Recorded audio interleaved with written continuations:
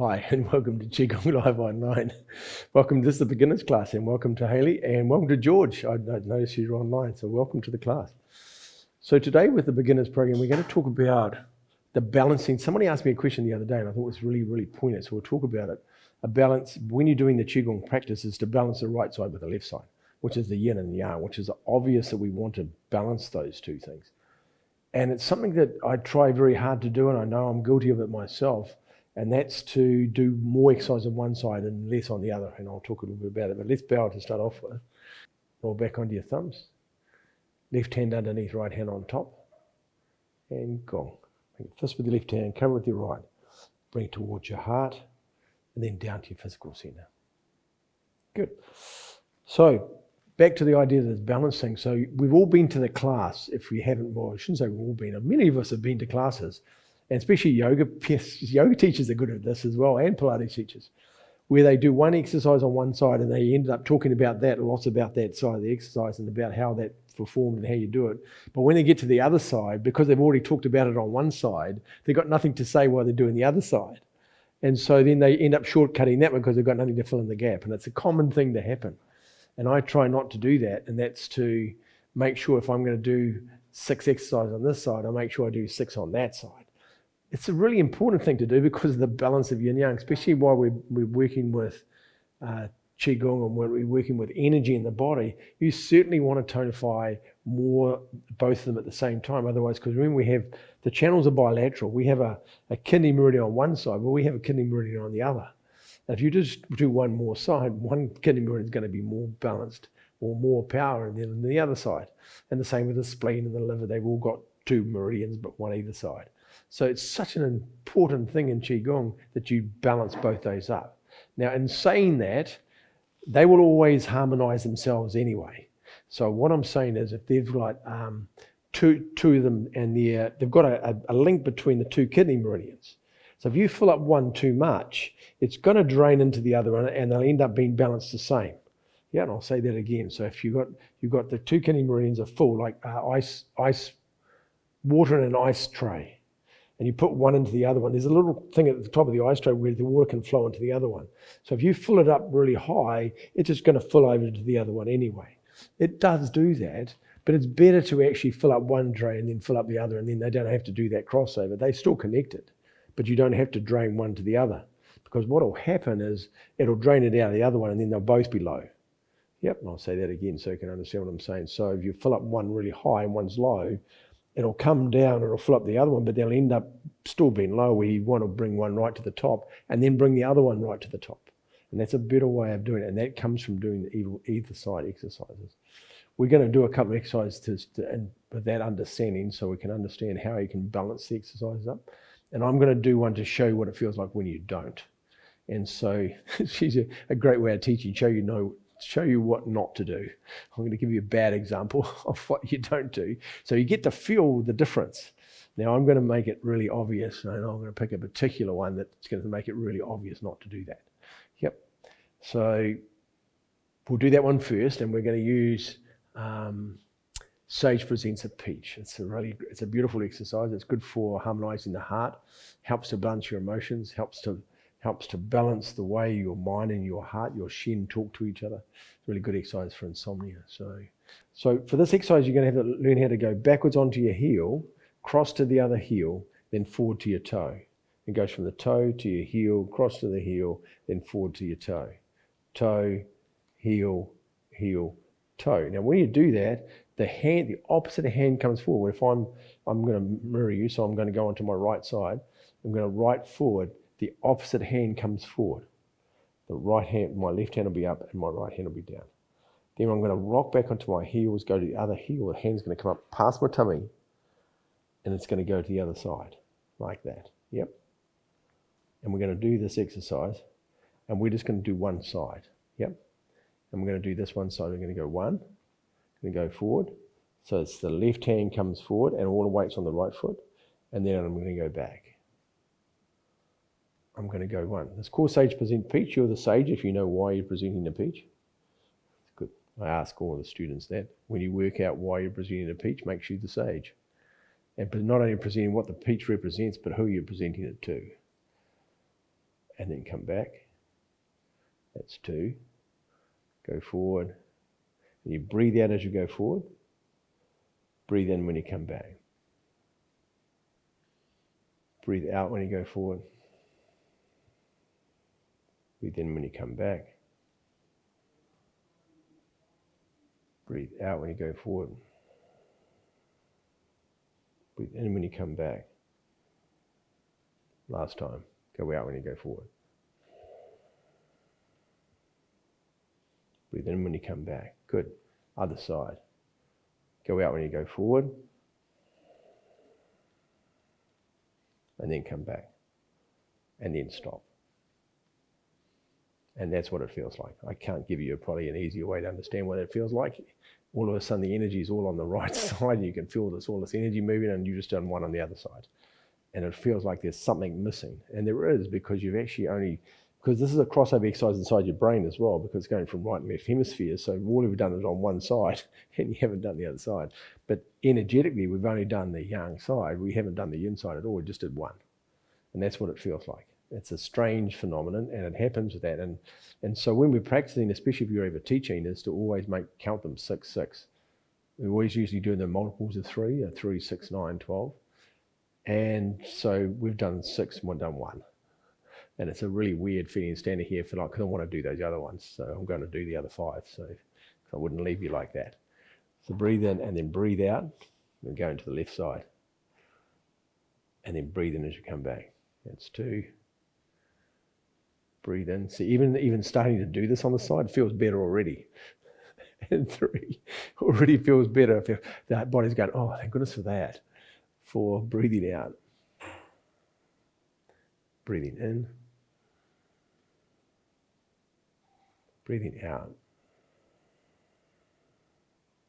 Breathing in. And we'll do the 6th one. We'll bring the next one.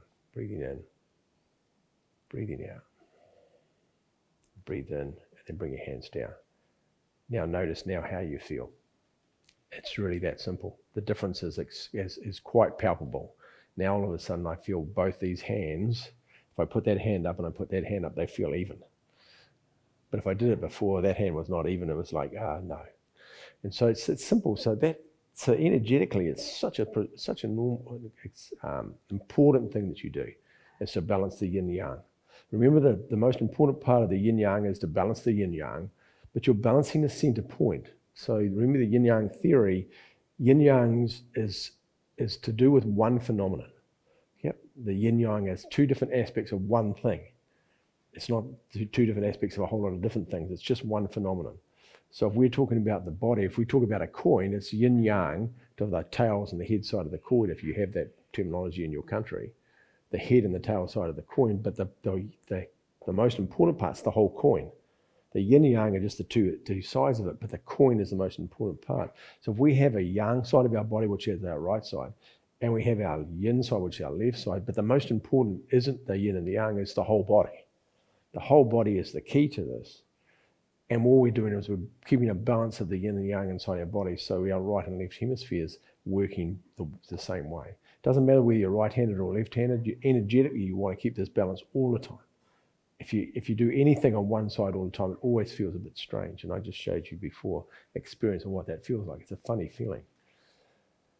So we're going to do an exercise where we'll do another exercise that helps to bring this balance of the right and left hemispheres of the body. It's actually designed for this, yeah? And we're going to do this. And it's actually an exercise from the Shubashu. We'll stay with the Shubashu. It's called Bouncing the Ball in the Sunshine. It's a great name, the Shubashu. And we're going to change the weight. We're going to go to this distance shot.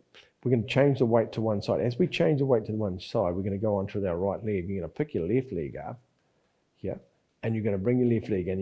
It's like kicking a soccer ball. It's like your foot goes through that way, yeah, articulates that way. The leg comes through that way as you come up, and you're standing on one leg. The opposite hand faces towards your knee. Whoops, I'm going to fall over then. Comes across. Good example, don't do that. The left leg, and the other one comes up. So the same leg is the same hand that's in the air, and the opposite hand's facing it. Step down and go the other way. Yep. So we have standing on your left leg, right knee up, right hand up, left hand facing towards the knee. We rotate. Now you'll see this done quite a few different ways. And then Shuba, this is a particular one we're doing, a particular manifestation of it, and then change his weight to the other side. Now this exercise is like a crossover exercise. And it balances the right and left hemispheres of your brain. It balances the right and left energy of your body as well. That's part of its function. Yep. You breathe in as you go across. And you breathe out as the bottom hand, the Lao Gong points facing towards Chi Hai, which is Shui Hai, which is a blood point, the sea of blood point. The other palms facing towards the ground. Breathing in and breathing out. Breathing in and breathing out. So the easiest way to remember this is when you start on an exercise, if you start on the right side, which you normally start on the right, you're going to end up finishing on the left. So that's not a hard thing to work out. This is not the ones where we get caught up in the balance of, and I'll show you one that is. Because we're going from one side to the other. So it's easy to regulate the evenness of this, knowing if I started with the right, I need to finish with the left. And that's what finishes there. And so then I know I have equally done all the exercises. No matter what I started, as long as I finish on the other side, it's perfect. There you go. But they're not the ones that are tricky because they're one to the other. They're easy to rectify. If you go one side and then you go to the other side. It's easy to keep track of that. The other one is when you're doing one exercise on one side. And we're going to do scoop the earth, scoop the sea, toss the sky. That's what we're going to do. Step off with your right. Now this exercise is done continually on one side. So now we have to do the counting. Breathing in, leaning back, and then you're coming forward and change your weight from the back foot all the way to your front foot. Alternate the hands in the front, breathing in.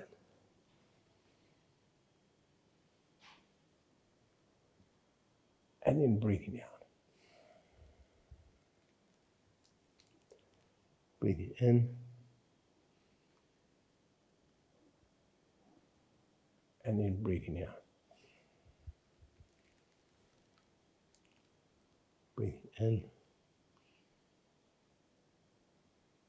And quite often people will talk through the exercise, talk about what you're doing in this exercise, talk about the alternating hands, talk about the weight change from the front and the back, feel the arch of your back.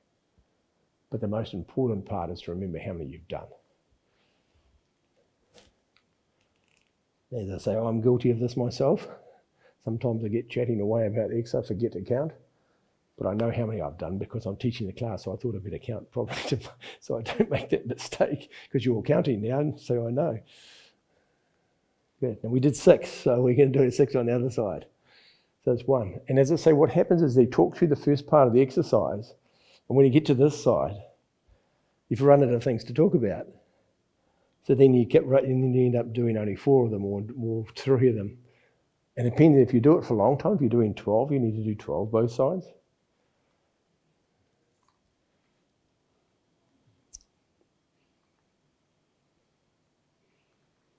Breathing in and then breathing out. Geez, I hope you guys have been counting. I hope somebody's been counting.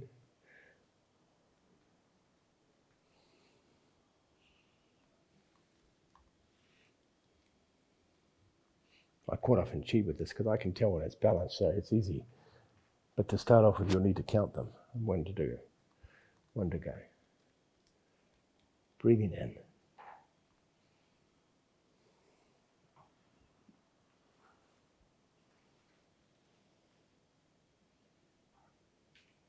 There you go. Simple. So that's the explanation of the two sides of exercise. One is when we're going from side to side, which is relatively easy. You start off the right, you always know you've got to finish on the left. As long as you finish on the left, it doesn't matter when you stop, you know you've done exactly the balance. And the other ones you do need to count. You do need to count if you're doing exercise on one side and then the other. And there are a few like that just do one side over and over again, one side, and then you have to balance that off because you want that feeling. Otherwise you walk funny. No, you don't. I was just joking, by the way. You don't walk funny. It just feels funny inside your body. Cool, walk around with one side all up in the air. It's not quite like that. But it is important. It is important, especially because we're doing exercise. It's like balancing a part of your heart. If you do a heart exercise for your heart and you only do one side of your heart, well, it just doesn't, it's not good for the muscles on the left side of your heart. The other two valves on the other side, two of the chambers are nice and tonified and the muscles are tonified and the other two are not. Well, you really don't want to do that to yourself because you just know that somehow that's not going to be good for your heart. Well, the body's the same. The energetic of the body, you want that. As I say, right-handed or left-handed, you want the ability to move both hands. When I do sword forms, I do saber forms and sword forms because I really like Tai Chi and I've been practicing for years. And I'll do the sword form with my right hand. I'll do the exercise and then I'll swap over and I'll do it with my left hand. Even though the left hand isn't as coordinated and it isn't as functional, but I'll still do the same amount of exercise with the left as I do with the right. Whatever exercise I'm doing with the sword, yeah, I always swap it over and I do the same with the other one, yeah. And then what happens with that is it keeps the balance of my body and the integrity of my body. And I think it's really important because when we walk both feet, and when we're walking, we're exercising both sides at the same time, trying to make one side just as smooth as the other side. We're always trying to balance this energy out, and one's a lot smoother and one's not. But we're doing that on purpose. We want to have that fluidity where it is perfect on one side and on the other. And walking is a great example. Biking, swimming, they're all perfect stroke. Swimming, interesting one. If you swim, don't always breathe off one side because you're going to throw yourself out of balance. If you always do 4 strokes and then you take a breath off your right side, yeah. You should do the next one, you do 4 strokes, take a breath off the left side.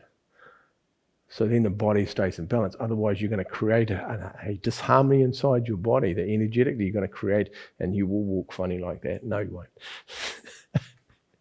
Anyway, hopefully that's useful to you. And the importance of it, it's important. So, as I say, just try to balance it out, whatever we do. And it's symbology. If we balance our exercises out, we balance our life out. We do the same thing in a harmony of both sides of what we do.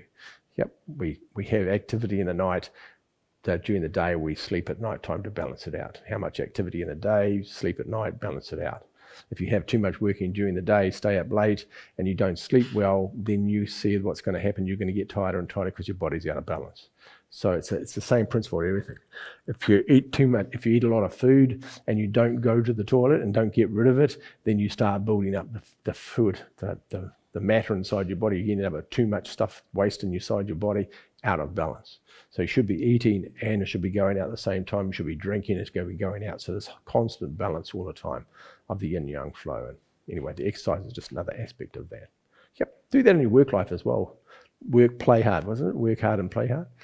Work hard, but then have as much time as leisure you can too, so they balance each other out. Yeah, it's really simple. Anyway, good theory, good philosophy to live by. Have a beautiful week, everybody. If you have any questions about that, please ask. Anything about those exercises, please ask. Haley, have a great day, and we'll no doubt we'll see you soon. And George, great to see you. And I hope you enjoy the exercises. Very good. Roll back onto your thumbs.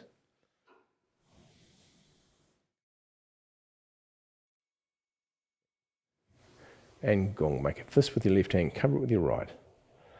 Open your palms and bring the energy towards your heart and then down to your physical center. Perfect. There you go. And then step back and bow to each other. There you go. Everybody in the world, if the people are going to watch this afterwards, if you have any questions about that and about the balance, please ask if you're not too sure. And you're very welcome, and I'll give you answers straight away for you. Cheers. Have a great week, and we'll see you next week. Bye-bye.